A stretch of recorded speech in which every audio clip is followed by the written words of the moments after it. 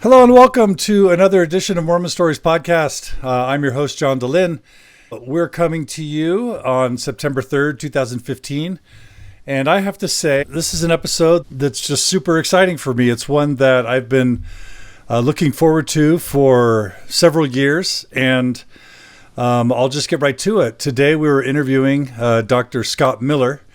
I first learned of Scott Miller when I was accepted to a PhD program in psychology, and I started reading up on psychology, and I learned about this guy that was kind of a world-class psychologist telling people, or therapists, that some of the most important things a psychologist could attend to were things that really had nothing necessarily to do with the mode of psychology treatment itself. And these traits are called the common factors, and they have to do with things like listening well, positive regard, empathy, belief and conviction in one's motive therapy. And what Scott was basically saying was that the clinical intervention that you choose as a psychotherapist maybe isn't as important as just some of those basic human skills that we all know are super important. But that was really revolutionary to me at the time, because I was just about to join clinical psychology program, and it was all about the intervention. And so that's when I first learned about Scott. But then later, Scott was invited to give a lecture in Logan as sort of a world-class specialist. And then his focus was on helping therapists become the best possible therapists they could be. And I noticed in Scott's CV, in his resume, that he had graduated, I believe, undergraduate from BYU. Is that right, Scott? That's right. And, yep. and then he got his PhD at the University of Utah. Is that right? That is right. Yeah. So I was like, wow, this is a world-class psychologist, literally known all over the world, mentioned in every psychology textbook or sort of, curriculum that I had been involved with. And he came out of Utah. So after Scott's lecture in Logan a few years back, I was able to have lunch with him, and I talked to Scott a bit, and it turns out that Scott Miller, Dr. Scott Miller, also was raised LDS. And at the time, he told me about this really cool book. He was finishing up about his mission, sort of a mission memoir of his time in Sweden. And I got really excited about it. And so Scott and I have kept in touch, and this month, Scott's ready to release his book called The Book of a Mormon. Is that right, Scott? That's right. The Real Life and Strange Times of an LDS Missionary. Yeah. And, I've read probably a few Mormon memoirs over the past few years. Specifically, I can think of Elna Baker's memoir, Joanna Brooks's memoir, and Ryan McIlvain's memoir. And this book, in my opinion, is every bit worthy to stand toe to toe, and in some ways was much more electrifying for me personally, just because it connected with me and my mission experience with the time, kind of the general time that I was serving. I served a little bit later than Scott, but not too much later. But more importantly, Scott's missionary memoir is so candid, so real, so raw, very well written, very thorough.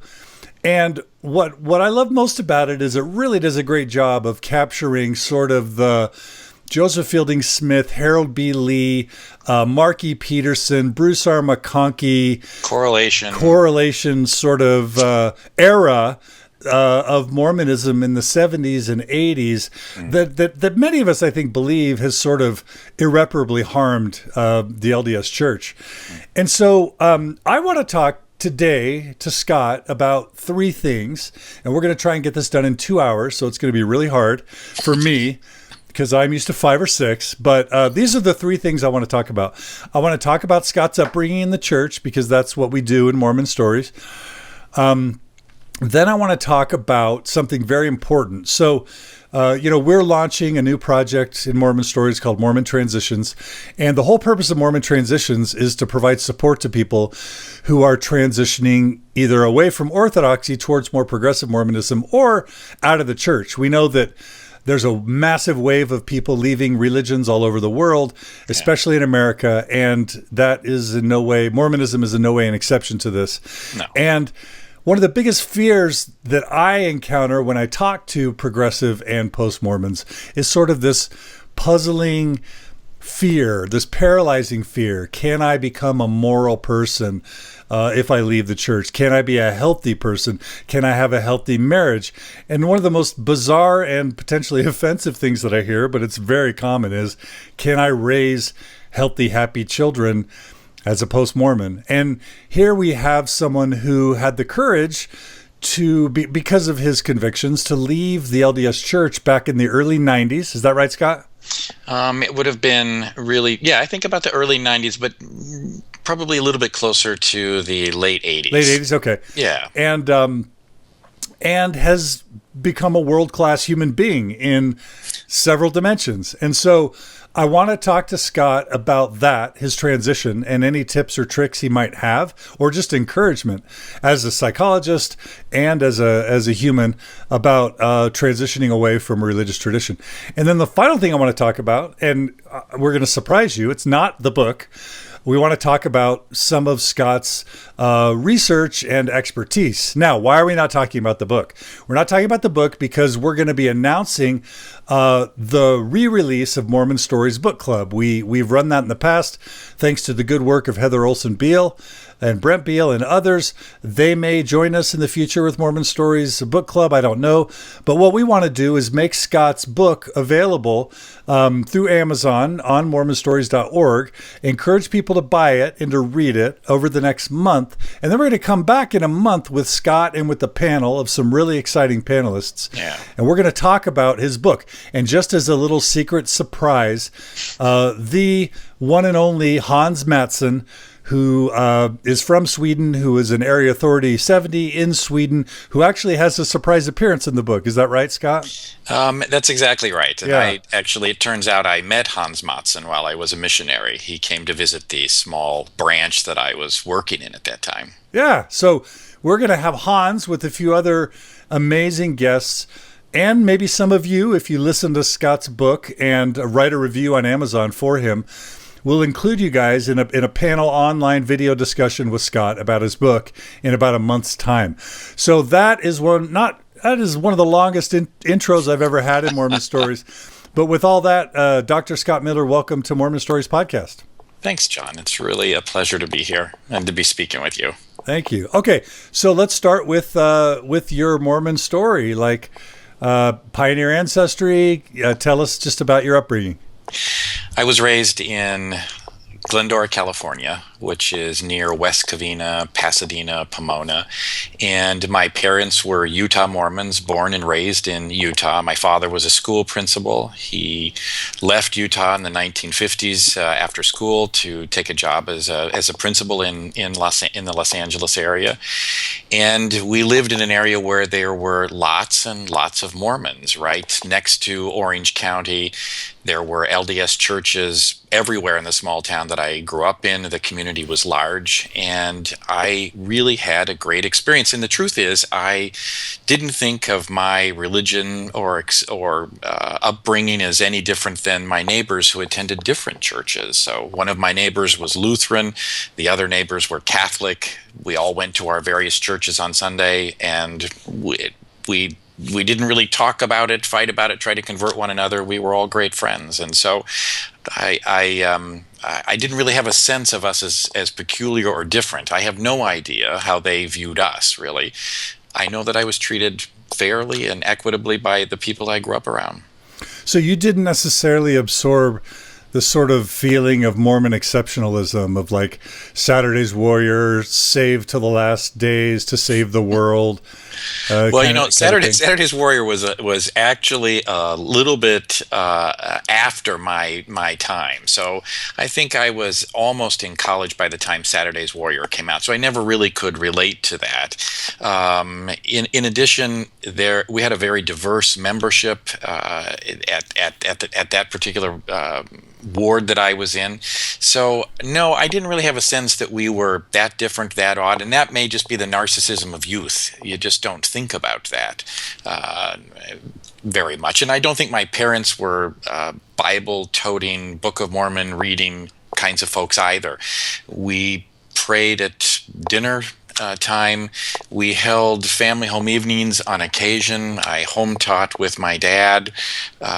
It was just a regular part of life. It didn't seem like anything was anything exceptional to me, really. I actually love that because it doesn't necessarily set you up for such a terrible fall. And it could be that you were sort of raised maybe before correlation really had its full effect.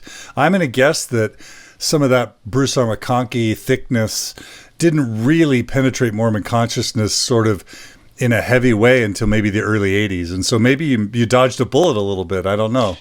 I think that's some of it. I also think my parents were, for example, Kennedy Democrats at a time when virtually everybody was moving to a more conservative politics among Mormons. My father was an educator, and he was always more interested in the not so much the literal interpretation of things, but the lessons behind those, the moral lessons behind those stories that we were told. So as a young person, in a story I tell, for example, in the book, I got in trouble at church because I must have been 9 or 10 years old when I first heard the story of Jonah and the whale.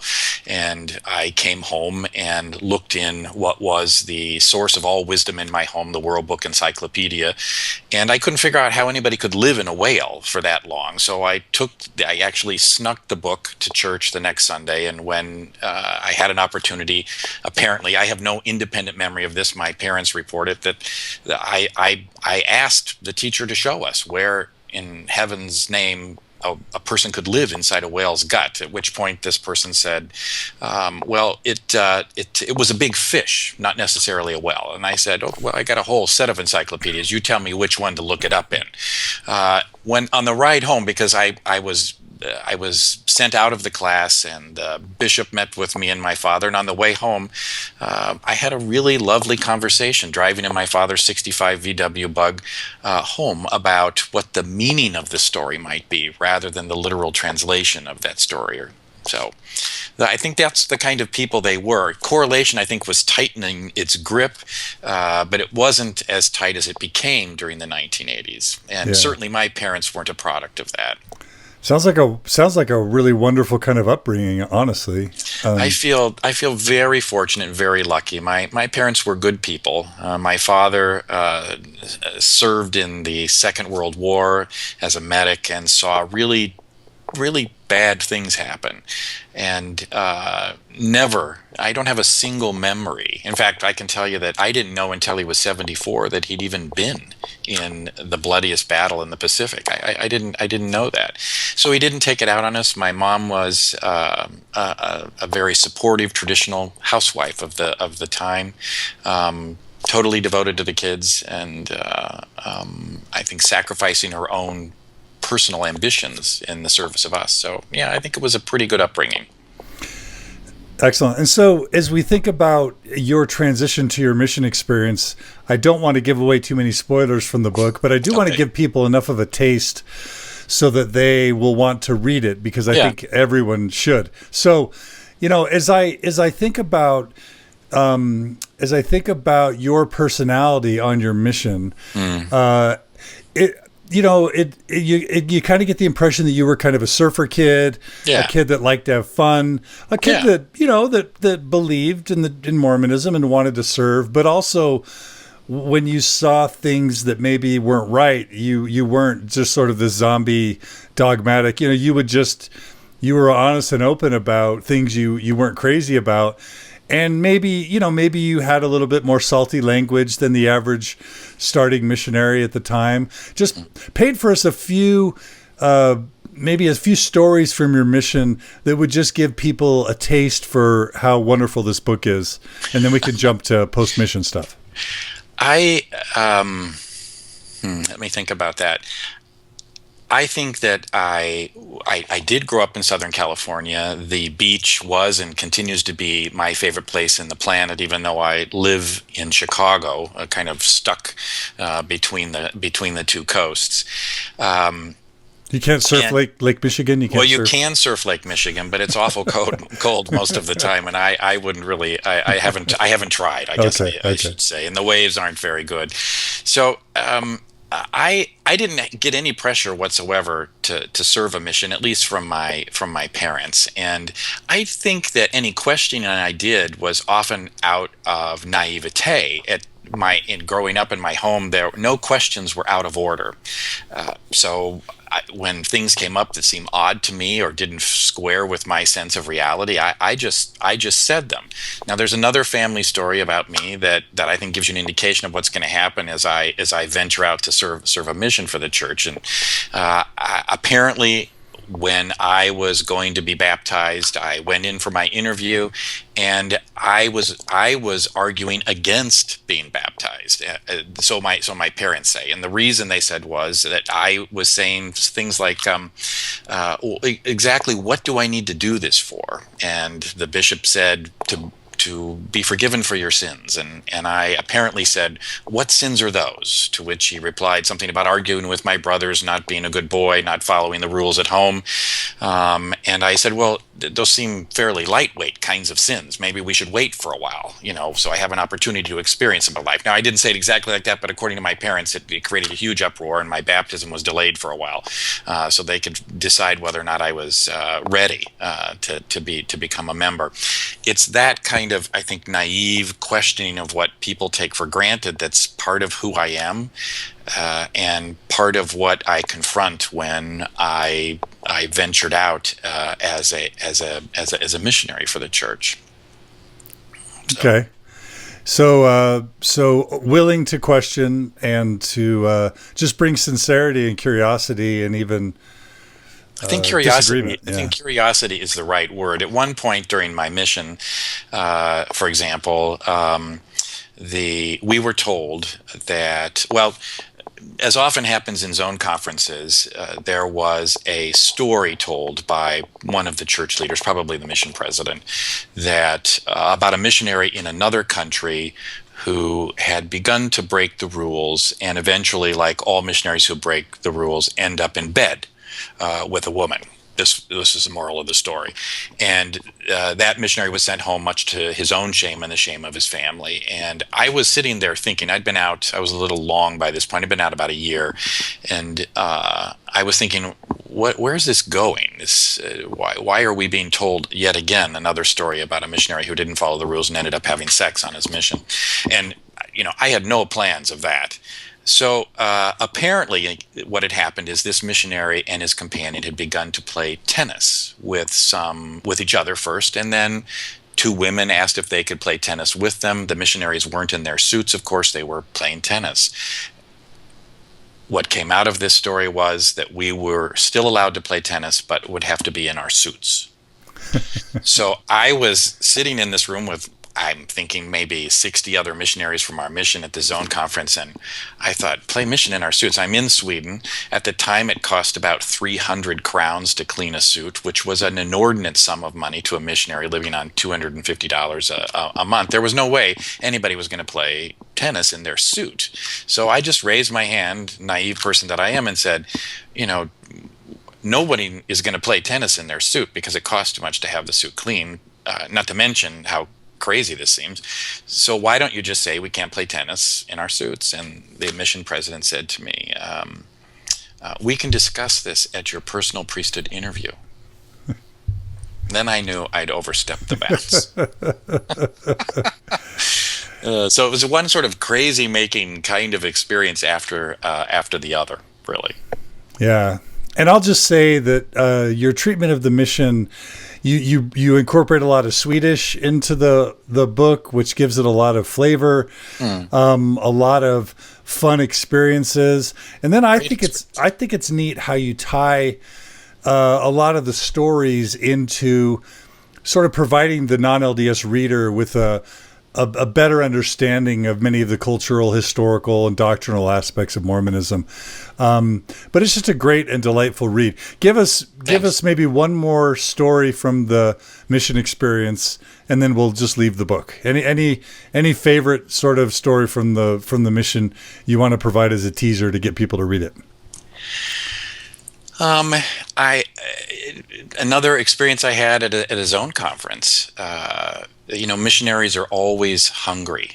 We're always starving, riding around on our bikes, traipsing around in the snow from 9:30 in the morning till 9:30 at night. And at this particular zone conference, in the middle of the speeches and presentations, both inspirational and training speeches that were being given, the smell of brownies began to waft into the chapel, and it was intense and incredible. And I hadn't had a brownie by that time for a long time. And after that meeting, we were ushered into another room where we all sat around a table, and there in the middle were these piles of brownies. The smell of them, again, I can't even capture in words. Big glasses of milk by each of the spots at the table. And the mission president gave a blessing and then said, dig in. And you can imagine all these famished missionaries. We dove in and the people were stuffing the brownies in their face, at which point people began to retch and gag. And it turns out, and I'd sat there because, I don't know, by this time, something seemed wrong to me about this. We'd never been given brownies before, and it just something smelled rotten in Sweden. And so I sat there. I didn't stuff mine in my mouth, and it turns out that these brownies had been baked with salt rather than with sugar. And when people began to retch, then the mission president went on about how things are not always as they appear in the world, and how that things that look really good on the outside and even are very enticing can be rotten on the inside. And Whoa! So it was a setup. The whole thing had been a setup. Oh man! Yeah. And I'll just say, there's a really fun story about pickle juice. Right. There's really fun stories about when you and your companion confronted a gang and how that turned out. Mm-hmm. You talk about sexuality and even masturbation and rules about being in the bathroom and it's I don't want people to think that it's just this kind of lightweight, trivial romp through fun, silly mission stories. It's actually quite intense, gripping, serious, and interesting and funny kind of sort of journey. So anyway, I hope that's enough of a teaser. Thanks, John. I think it's a really good teaser, and I can certainly say that, like a lot of people who've gone on a mission, that those 2 years, aside from the birth of my children, are the ones that have had the most impact on the arc of my life, really. So, the difference is that the mission experience for me was much more complex than saying it was the best 2 years of my life. Yeah. Okay, so listeners, pause your podcast, pause YouTube if you're watching on YouTube, go to mormonstories.org, click on the link in the top left, order Scott's book, read it within a month, and then we'll come back and talk with Scott about the book. Now, unpause, and Scott, let's talk about post-mission. So talk to us about how, not wanting to give any spoilers away, but talk about how you ended up leaving the church after your mission, like in the early 80s, kind of before you sort of followed the path that so many return missionaries follow. I really lost my faith while I was a missionary. Okay. And maybe lost isn't the right word. What I discovered was that I didn't really have what I thought I had when I left. And I searched and searched on my mission, and then after I came home, and I couldn't find it. I couldn't rediscover it. And my experience as a missionary was such that I didn't really want to be a part of an organization that could treat people like they treated them and act the way that they acted towards their members, the missionaries, and the culture in which they were embedded. So I had put in a year at BYU as an undergraduate student prior to leaving and going to Sweden. And I had been 2 years in Sweden, and I had really spent a great deal of time trying to master the language. It was something that was important to me.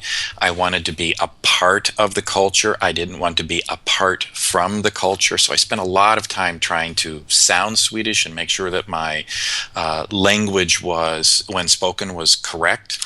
And I thought, I've got to go back to BYU, mainly because I was going to earn nearly a year's worth of language credits if I did. They had a fantastic language department there. And so I applied and got a job as a RA in one of the dorms, and finished my undergraduate education at BYU. Did a minor in Swedish while I was there, and in the process, I was actually going to study biology, and I was interested in veterinary medicine at the time. My uncle, who was the mayor of Springville for years and years and years, and a state senator for a while, had a veterinary practice together with another veterinary physician named Purvance, just on the border between Springville and Provo. So I went to work there for during my first year back, and I decided that removing dogs' testicles was not what I wanted to do for the rest of my life. It was mind-numbingly boring to me. About that same time, I'm taking an undergraduate psychology course from a guy named Hal Miller, who was in the Department of Psychology, an experimental psychologist, a former student of Skinner's. And what was amazing about Hal Miller to me was at the very first class, he told you don't have to come to class. He didn't care. All you had to do was read these books and turn in the assignments, pass the quizzes, and you'll get an A. Here's how you can get an A, a B, or a C. But his classroom was packed. People actually were there who weren't even registered for the class listening to these lectures. I wanted to be Hal Miller. I wanted to be that invested, interested, curious, excited about learning and knowledge as Hal Miller was. And so I changed my major to psychology. I worked closely with Hal and had a fantastic education, really, at BYU in psychology. As I got near the end of my time, I was trying to make a decision about what I would do to make a living, because psychology as an undergraduate really qualifies you for unemployment and very little else. So I had a conversation with Dr. Miller, and he told me to go see another psychologist who was working over at the Comprehensive Clinic, whose name was Michael Lambert. And Michael Lambert, if you're talking about world-class psychologists, right in Utah's backyard, it gives me chills on my arms to think about the contribution that Mike Lambert has made to the field. I went over and talked to Mike Lambert. He said, experimental psych is not what you want to do. You want to do clinical psych if you ever hope to eat and have a life. And he said, why don't you come and do some work with me? He was writing some chapters for what is the Bible of psychotherapy outcome research. It's called the Handbook of Psychotherapy and Behavior Change. I was assisting one of his graduate research assistants, summarizing research articles. It was an amazing experience. Complete and utter openness to what the science was telling us about human behavior and about how to help people as well. And Michael couldn't be a nicer and more open person. For me, it was a oasis at BYU in a sea of very conservative thinkers. Michael, Hal, and many of the other professors I met there were really amazing people. Yeah. Yeah, they are. I remember Hal Miller from my BYU days, and I actually was accepted to work with Mike Lambert, but I went to USU instead. Yeah. But great people. So tell us just a bit about, when and how did you decide to sort of part from Mormonism, and what was that like in the 80s, early 90s, when maybe it wasn't quite as cool or popular to leave the church? Yeah. What was that like? Was it hard? How did you do it? What toll did it take on you at the time? Well, about a year after I came home, I met I actually married a person that I had grown up with in Glendora who was also LDS. I think looking back on that, because we're no longer married, we divorced after about 6 years of marriage, I was incredibly lonely. And we were so ill suited for each other. She was a very nice person, a very good person. We were like oil and vinegar, not in a negative and antagonistic way, but literally floating on top of one another rather than being with each other in a real relationship. And I made it pretty clear from the outset that I was not interested really in Mormonism, that I would go the requisite amount to church in order to finish my education at BYU, so that I could graduate, not come to the attention of the honors system there, and get on with my life. And I think she was very understanding and supportive. I think it was quite hard for her. Her family were true believers. Although fun-loving California people, they were true believers. But I, shortly after we were married, I went only to the requisite amount of church meetings. I never went back really to the temple. If I think about it, I never went back. And shortly after we were married, stopped wearing my garments and moved on with my life. I thought during that time several times about writing about my mission experience, because it had been so pivotal in my decision that it's not a place for me to be in.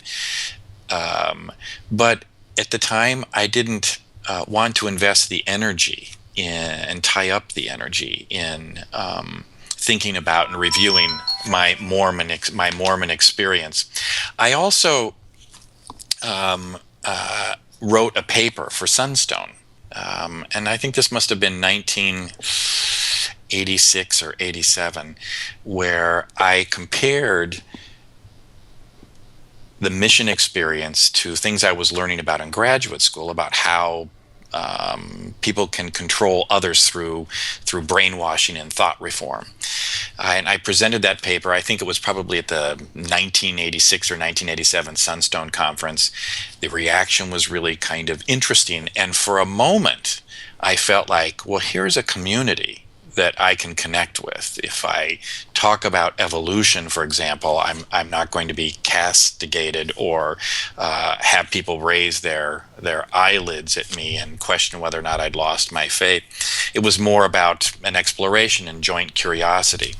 The paper was published in Sunstone. I did a PBS documentary with a filmmaker named Bobby Berleffi called Mormons Missionaries to the World.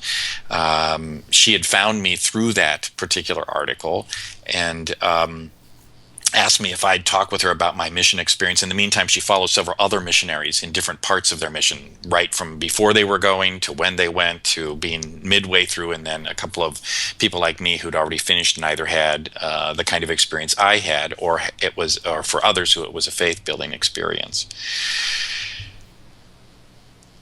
I went back to Sunstone the following year, and I had I'd rewritten the paper and had further thoughts. They invited another psychoanalyst actually to comment on the paper. I'm trying to remember what his name was now, a Jungian analyst. And my experience of that event was that it was the same people talking about the same things. And that's not what I wanted to do. Now, people can have support when whatever community they belong to. For me, I suddenly knew that I didn't want to 10 years, 15 years be rehashing this same stuff about Mormonism. I was ready to say I'm going to move on. And so probably around 1988, 1989, I was done.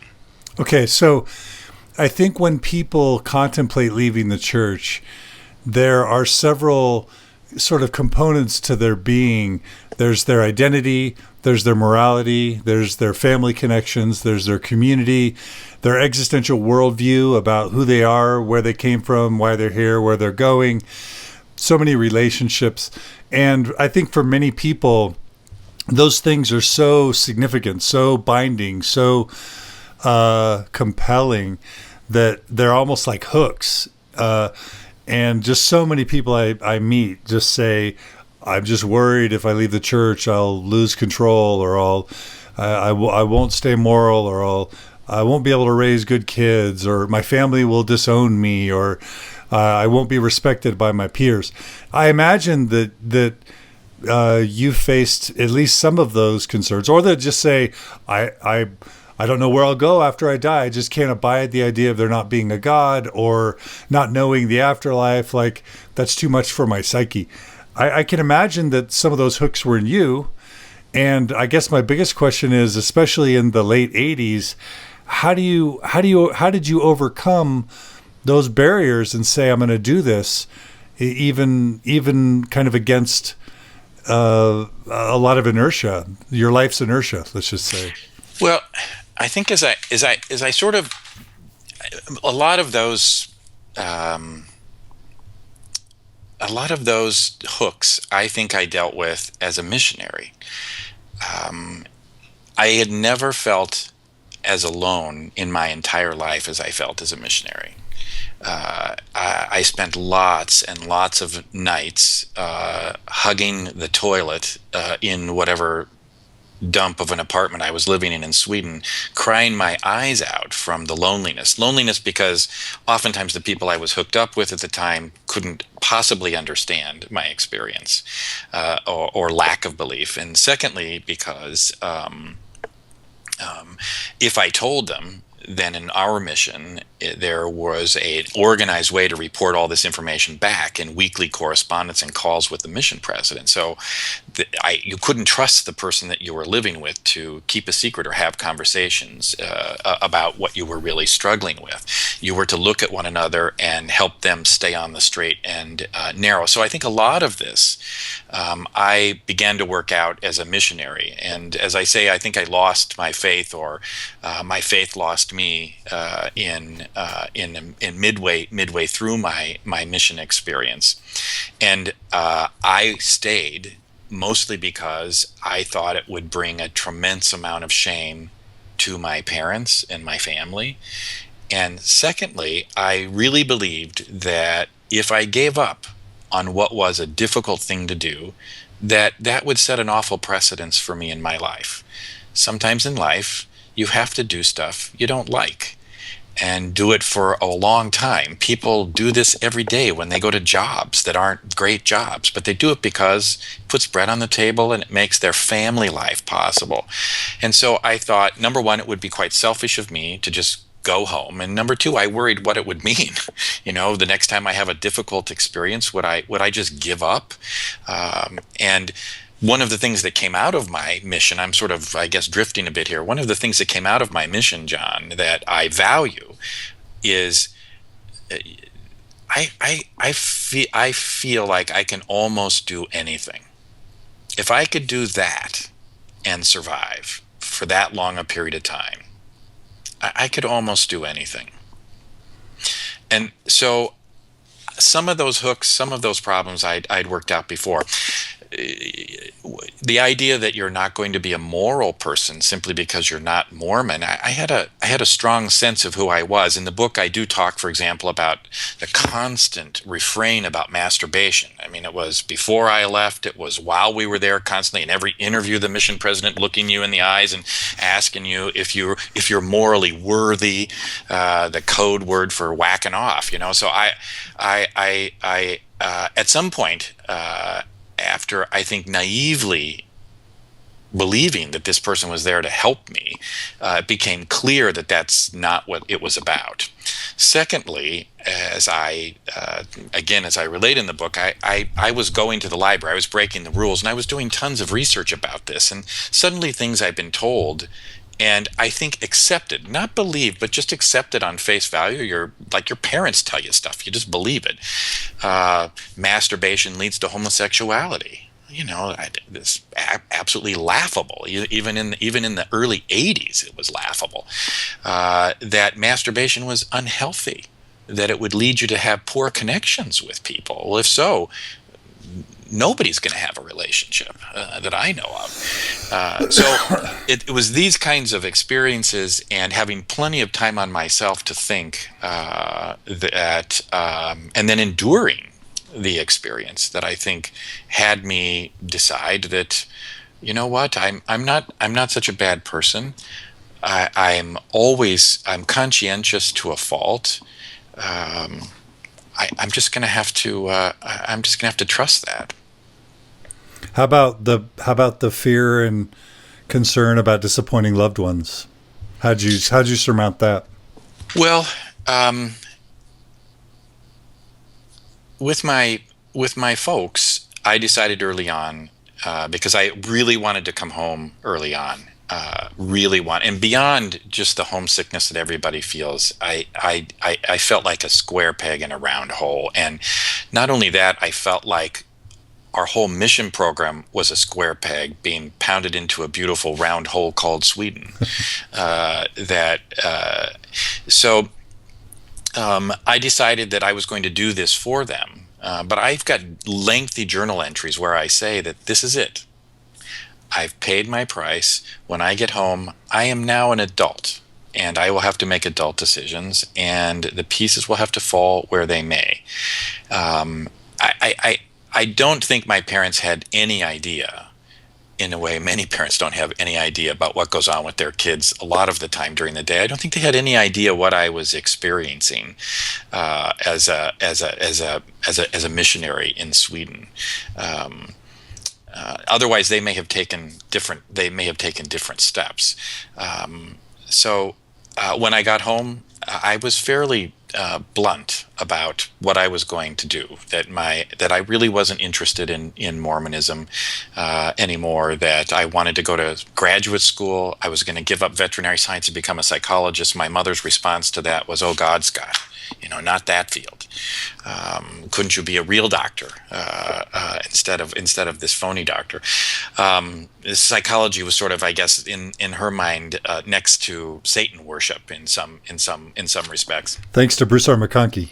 Yeah, yeah.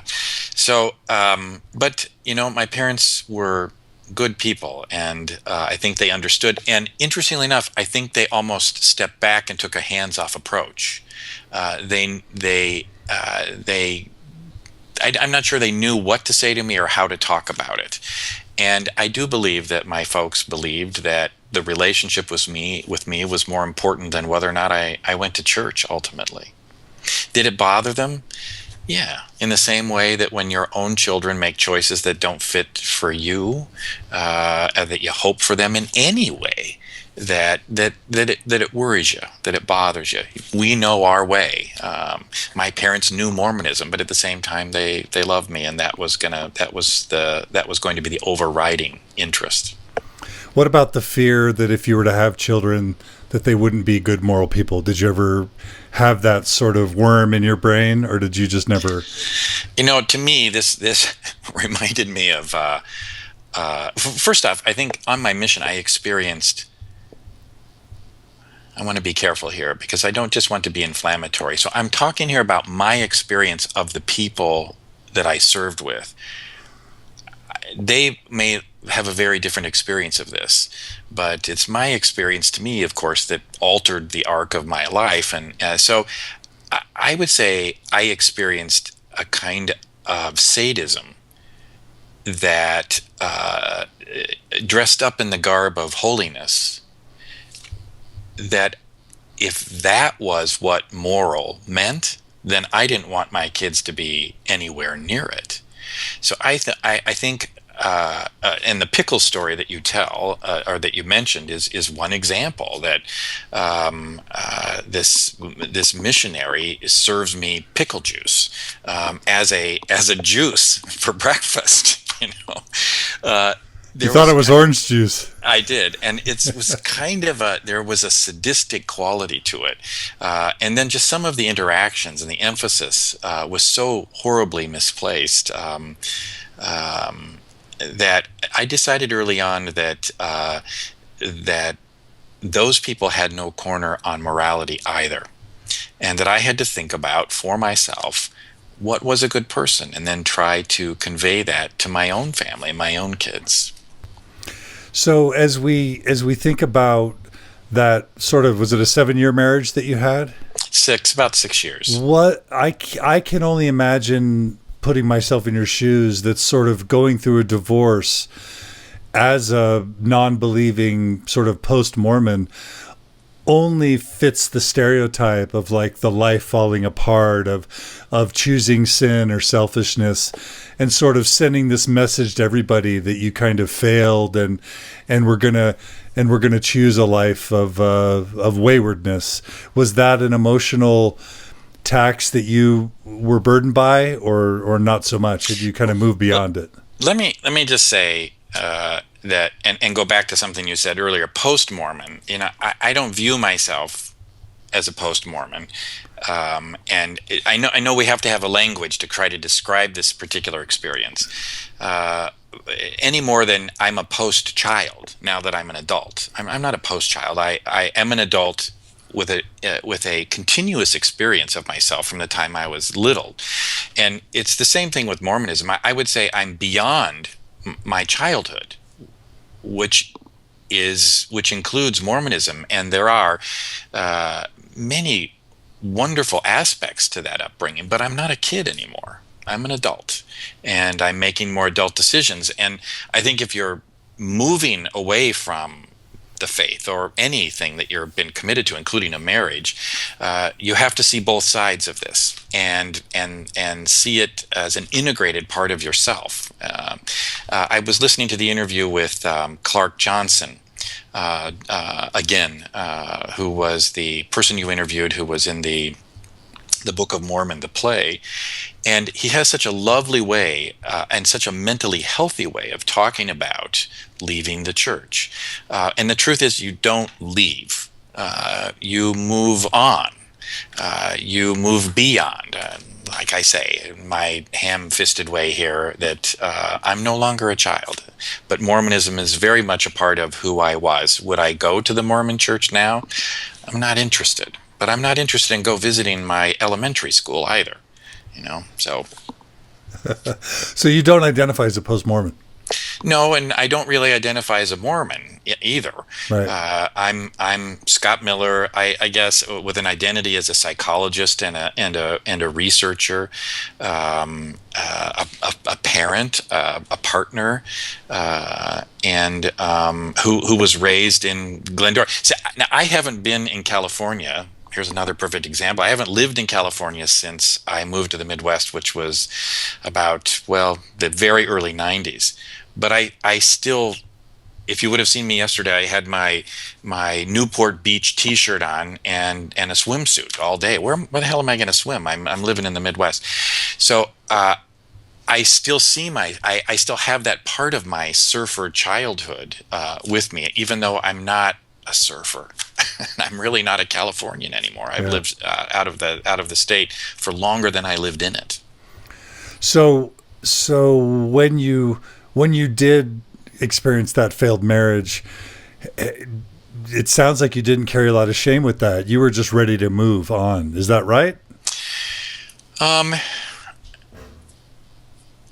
I struggled with that decision for several years, and I will tell you that on my wedding night, I knew I'd made a mistake that I swore I would never make again. I had told myself as a missionary that when I got home, I had to really think through things before I made decisions that were hard to undo. And so I struggled back and forth about undoing this decision that I had made, because now another person was involved here. So it wasn't just me. But on my wedding night, I knew this was a mistake. So there really was no honeymoon for me, and the next 3 years was really trying to make something work that I had already decided wasn't likely to work. And so I did have guilt, but mostly about this other person that I was with being hurt by my decision, because I think her view was that this was forever. and we were going to have a traditional Mormon family somehow with kids and live in the celestial kingdom. And that wasn't what was going to happen, and I knew it from the beginning. Yeah. And so there was a selfishness, I think, in that decision that I felt guilty about. The selfishness was, I'm so lonely, and I'd love to start having sex. And the truth is, my marriage didn't solve either of those problems. Wonderful. Okay, so I don't know if this part really is going to be unique to Mormons in any way, but you get divorced, you sort of move on from Mormonism. Yeah. There's a lot of people out there that are also moving on from Mormonism, Yeah. and this may just be basic life skills, but let's just say you were to give 3 major pillars of sort of transitioning away from a fundamentalist religious tradition into a life of happiness, success, health, and meaning. What would be some pillars, also as a psychologist, that you would offer people to sort of frame their approach to finding health and happiness and healing after being caught up in this religion for 20, 30, 40, 50 years? Are you looking for, you mean like practical steps? Just kind of wisdom. Well, just, 3 or 4 pieces of wisdom that you think helped you leave this tradition that had such a grip on you, but also succeed phenomenally in your life. So it's kind of the Oprah meaning, sort of give us 3 or 4 pieces of wisdom that we can sort of orient our lives by kind of question. Yeah, well, I guess I would say I feel it would be the height of presumptuousness to advise people about that. I think each person's journey truly is unique.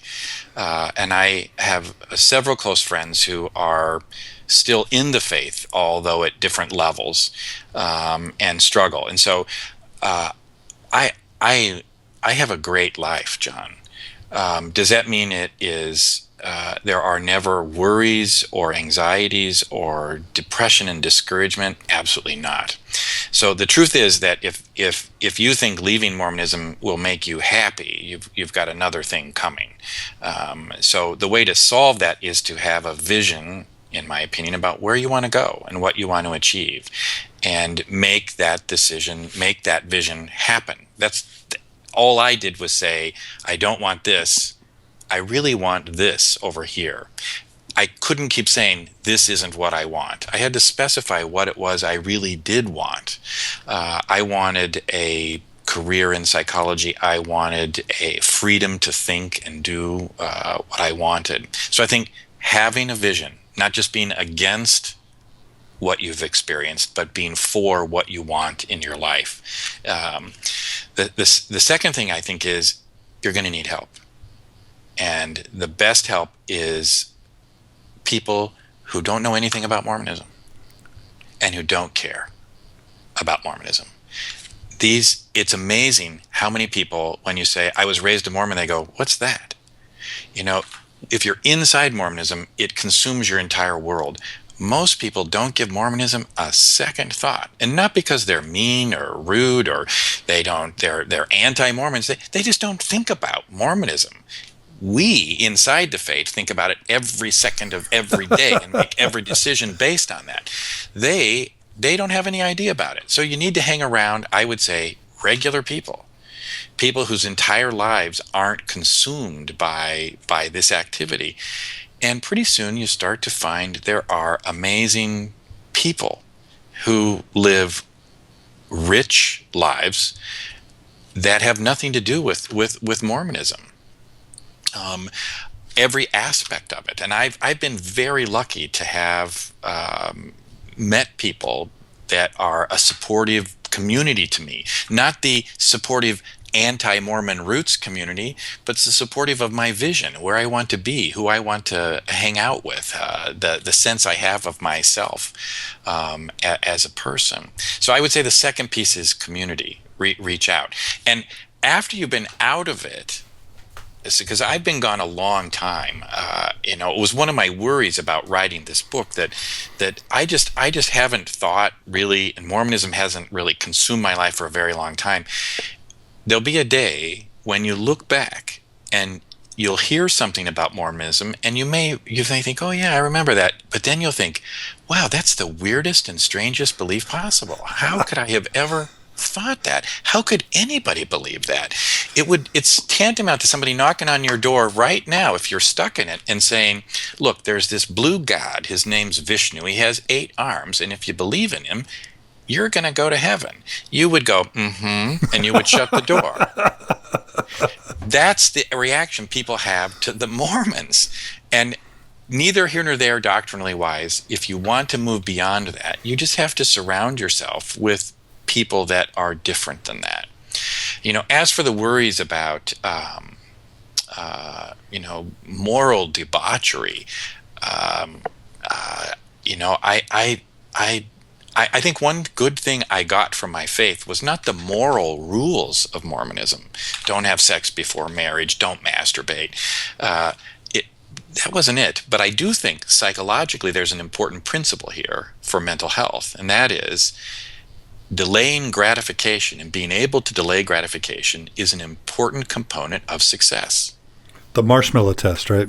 It's the Marshmallow Test. If you want a fantastic read, there's a brand new book out written by the person who came up with the Marshmallow Test. And if you don't know about that, what essentially researchers, psychologists have found is that if you take a younger child and put them in a room all alone, sounds like my mission, and you put a marshmallow on the table, and you can say, you can eat this now, or if you wait, you can have 2 later, and then you leave the room. And it just so happens that kids who wait, and the longer they wait, that the waiting period is predictive of success in life in terms of income and durable relationships, etc. So I think that's what I got. And that's one of the messages I say to my own child, that but it's not couched in this language, I think unhealthy language about sexuality, but more about needing to work hard to get what you want and not always getting it right away. So that's something that you've kept that's actually been useful to you. Yeah, and so the 2 parts for me in terms of somebody who's beginning to transition is, number 1, don't be against something before something. Look for the vision. Where do you really want to go? And that can be a challenge because, again, Mormonism is all-consuming, and I don't think you realize how all-consuming it is until you're outside of it. And the second piece of this is to start to make friends and have community outside of Mormons. I think those 2 pieces have really served me well. And then I guess if there's a third point, it's I've been patient with myself. Because in the beginning, you have feelings, and I wouldn't say my feelings were more guilty, but struggling with, how could I ever have believed this? What is wrong with me that I ever sort of gave this a second thought? And those negative sort of negative punitive self-talk was a struggle for me, more so than, oh my God, there's no God, we're all going to die, and that's it. That kind of stuff I didn't really, it didn't occupy my mind so much. Real quickly, so is trying to reconstitute a theological sort of existential worldview important to you, or is your focus sort of just on living your life and letting the afterlife be or not be? Well, it's interesting to hear you use that word, because I think if somebody says to me, and you haven't asked, but I'll say it. If somebody says, well, do you believe in God? I usually say, I don't believe, and I don't not believe. It's just not something that I spend my life thinking of. On a day-to-day basis, I'm trying to do the best job I can in the work that I do. I'm trying to improve in my relationship with my partner and be a good father to my son. That takes a lot of bandwidth just to do that. There's plenty of guilt there. But I think my outlook on life is more existential, meaning that I'm trying to understand and make meaning in my own life in the here and now, but I'm not consumed by what happens after I died, and I'm not worried about it. How I got there, I'd have to really think more about that. But I think I'm more interested in making meaning in the here and now, and trying to be a decent person with the people that I live with and interact with. How have you avoided the paralyzing fear of death and possibly the termination of your existence? Well, this is another interesting thing that was really that made me reminded me when I listened to the interview with Clark, and that is for a long while I think I didn't care if I lived or died, and Clark says the same thing, which is kind of interesting. Here I am, a member of the only true church on earth, and as the plane takes off, if it crashes, I'm thinking the same thing Clark said in his interview, which was fantastic to hear somebody who had a sort of similar experience, that if it crashes, that's not so bad, because life really is a lot of work. and I was I think I wouldn't say tortured, but I was before I made the decision that I'm going to move on from here. I think I struggled, and so once I was beyond that decision, had made that decision, I'm moving on. Then it's interesting how that angst lifted, really. And I'm not worried about what happens after. If there is a God, I figure that person will take care of it. And if there isn't, it'll be like before I was born. I won't know anyway. And sufficient the day at hand, basically. Well, there are enough challenges about being a good person that I think that's enough to focus on. And opportunities for doing good, right? That's how I see it. And opportunities for doing good by your family, by you. Yeah. Okay, so let's tell me how many minutes you have left. I want to squeeze every drop out of the lemon, but I have about 20 more minutes. Okay, good. All right, so let's jump into your amazing career. Tell us, I think of Common Factors and I think of Super Shrink as just the shorthand for the two big things I'm aware of. Talk us through, and most of our listeners obviously aren't mental health professionals or psychologists, but there are a few. But just talk us through some of the biggest parts of your profession and your research and your clinical work, and in a way that might be broadly useful to 40 to 80,000 Mormons and former Mormons and humans out there. Well, right out of graduate school, I took a job in Milwaukee and moved from. I did a postdoc in California in Palm Springs, and I moved to Milwaukee and I began working. I was very fortunate. Began working with two leading minds in the field at the time, and they were developing a very specific approach to treatment.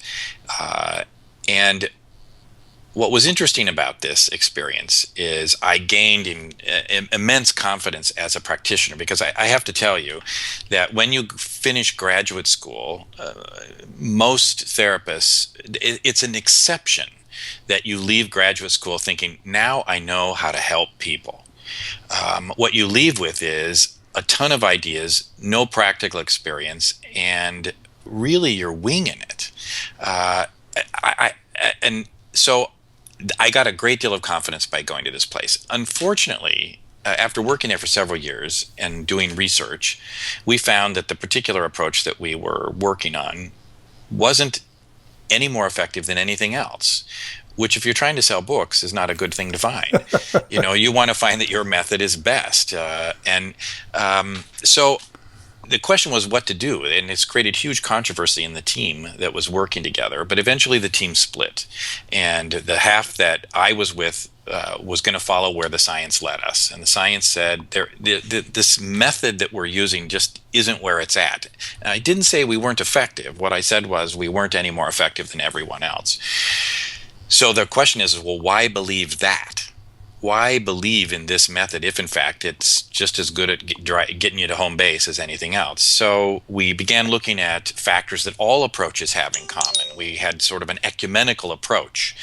All roads lead to Rome. What are the factors that each one of these particular approaches operationalizes in unique ways? And just really quickly, to Yeah. give listeners an understanding of what we're talking about, just as an example, a therapist can use various modalities Yeah. in their approach to treating clients. They can Yeah. use cognitive therapy, cognitive behavioral therapy, Freudian therapy. Yeah. There's 100,000 different types of therapy out there, and basically what you're saying is, in many ways, there's not a lot of difference. And so I just wanted to make sure listeners understood. Well, and let's even draw the parallel even closer, given the subject of your podcast. There are many religions, and all of them say ours is the one, and some of them say it more loudly. We don't have to mention who on this podcast. So essentially, what we were saying is that look, in the end, it's all these different religions have a way of getting you to home base or to heaven. That's not satisfying to any of the people who believe completely in that particular religion, or who wants your time and money. That's right. So then the question is, well, how do we solve this? I'm not the first person to say that, well, all of these religions sort of do very similar things and say similar things. And that's essentially what we were saying about our treatment approach in psychotherapy, which, as I've already mentioned, appeals not at all to the true believers. And it doesn't solve the question about, well, which one should I join then? Do I just roll the dice? So ultimately, we even gave up the common factors because it didn't convince anybody, knowing that they all preach the same thing. And tell us just quickly what those were, because listeners won't know. Which were? What the common factors are. Things like a strong therapeutic relationship with your provider. We know as researchers that most of the difference in outcome between treatments are attributable to the relationship with the provider. It's not about their college degree, their training, their certification, or which method they're using. It's really about how the patient feels about their therapist and whether that therapist invites a high level of engagement on the part of the patient, which also says that if you're a consumer of a mental health service and you don't like your therapist and you don't feel engaged, you feel like that they're not helping you, you should get out. They don't have any special wisdom if what they say doesn't engage you in the process and doesn't help you. You should leave. And what we have done, I think most recently, is say, how do you know when to leave? How do you know when the particular counselor or church is one you shouldn't stick with much longer? And so we developed a set of metrics, a set of tools that clinicians can use, that clients or their patients fill out, that indicate when there's a mismatch, a lack of fit, and a lack of progress.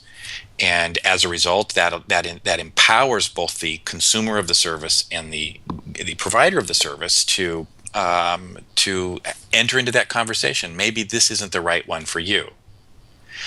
And that in and of itself is sort of interestingly enough, it's kind of a monumental finding. And I'm not the only person to point this out. I stand on the shoulders of a remarkably great thinker. One of them I've already mentioned, Mike Lambert, who was onto this, a decade before we were. I think our unique contribution, perhaps, of late is that once we began using these metrics or these tools to measure the outcomes, we found that, interestingly enough, not some treatment approaches, not some religions were better than others, but rather some therapists, some members of a religion, some ministers within those religions were better than others. We wanted to find out what made those therapists top performers. How come some of them really excelled at engaging the people that they worked with, were able to engage a much broader and more diverse clientele than others? And that's what we've been trying to unpack and understand, so that other therapists who are less able can improve their work. And that's the super shrink idea. That's right. And if you're comfortable, just share with us sort of the big secret that the super shrinks have on all the other mental health professionals out there. If you don't mind, I don't mind giving away the I'll secret tell sauce. you this: it's not their amount of education, it's not the technique that they use, the IQ. Not IQ, not emotional intelligence either. It's not years of experience. It's not number of hours doing therapy. It's not prior social skills and abilities. What it is these therapists are able to relate to and engage a broader and more diverse clientele. 97% of the difference in outcome among providers is their ability to engage clients. What it means is that the best engage more, and they engage clients who have a much more diverse presentation. So I think if you tie this back to religion, it's about relationships and it's about people. And for us, what we're trying to do is help therapists let go of their dogma about what they know needs to be done with a patient or a consumer, and embrace the client. And isn't the secret sauce of that engagement simply having a regular dialogue between therapist and client about what's working and what's not working? Just Yes. a candid weekly, hey, how did today's session go? Yes. Was it good for you? Was it not good for you? What worked? What didn't?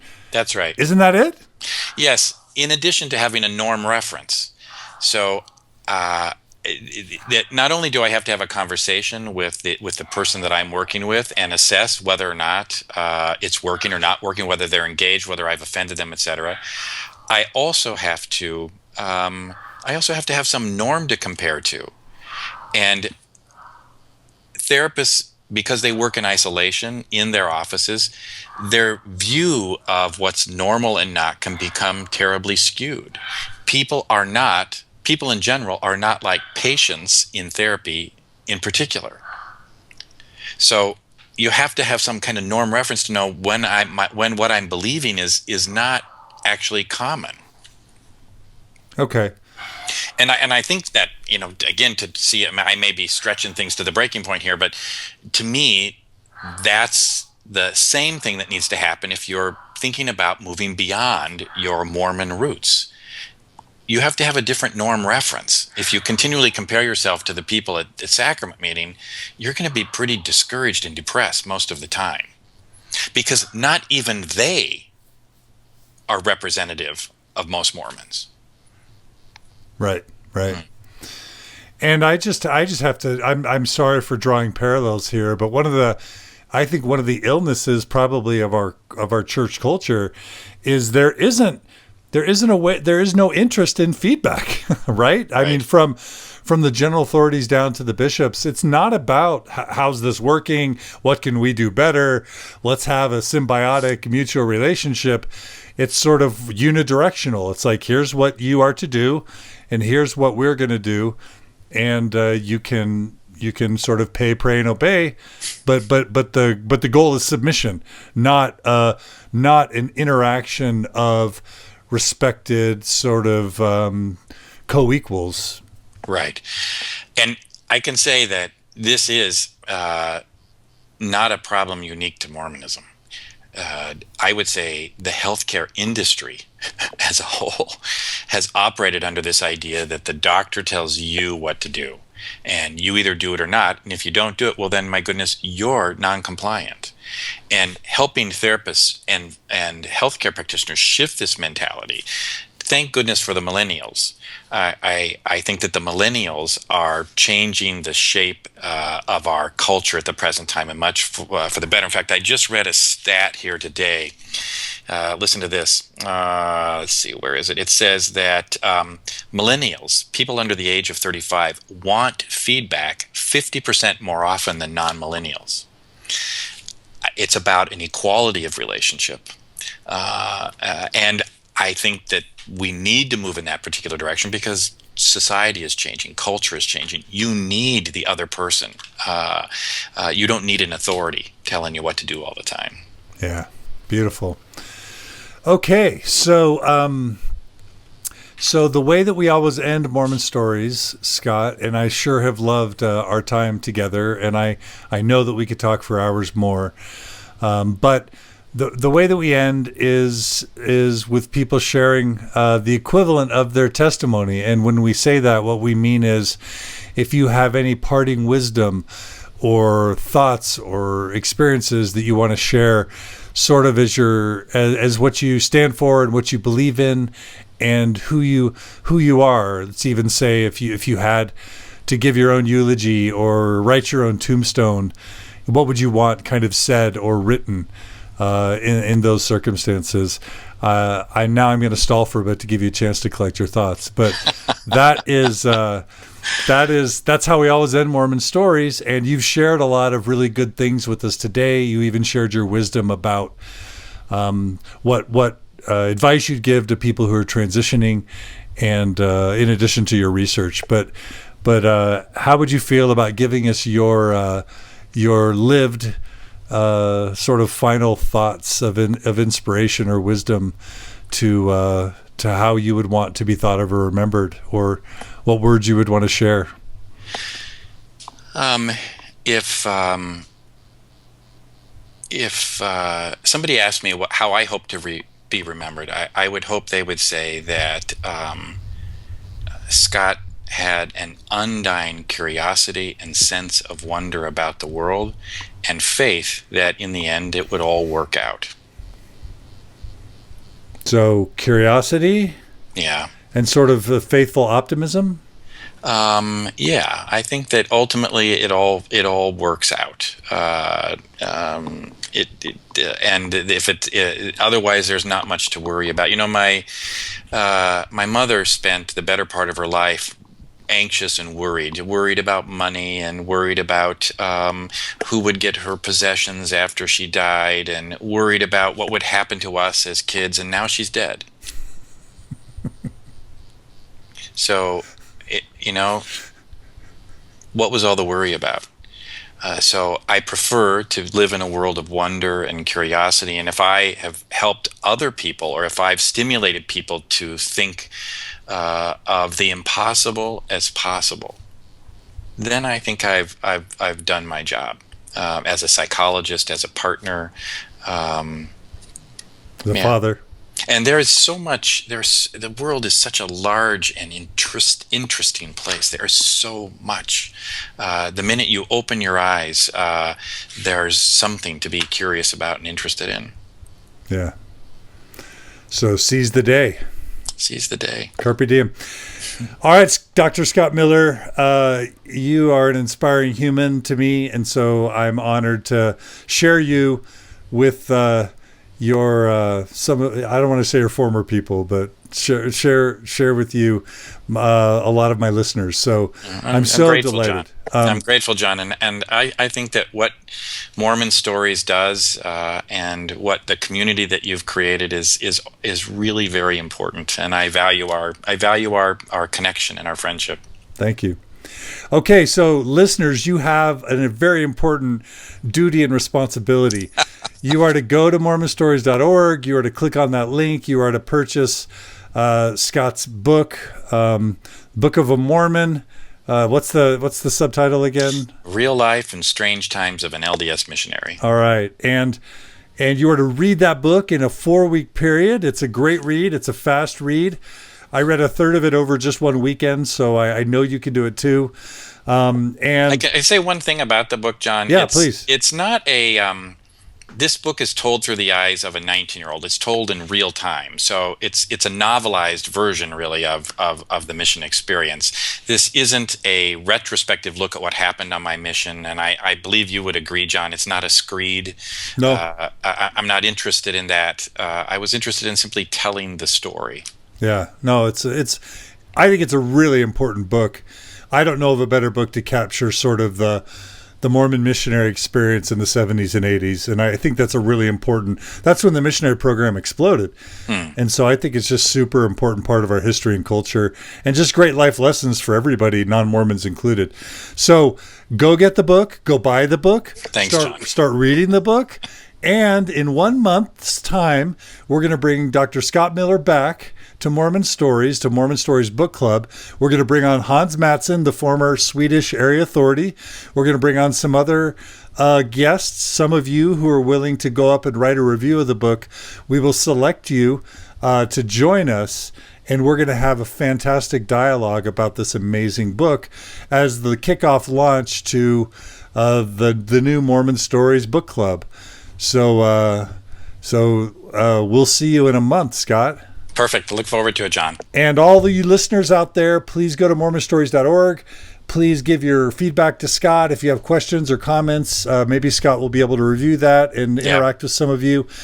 And you can find me on the web, by the way. So if you what's your website? scottdmiller.com. Yep. And you can email me through the web. There's a Facebook page called The Book of a Mormon that you can leave messages there as well. And I'm looking at those and responding in time.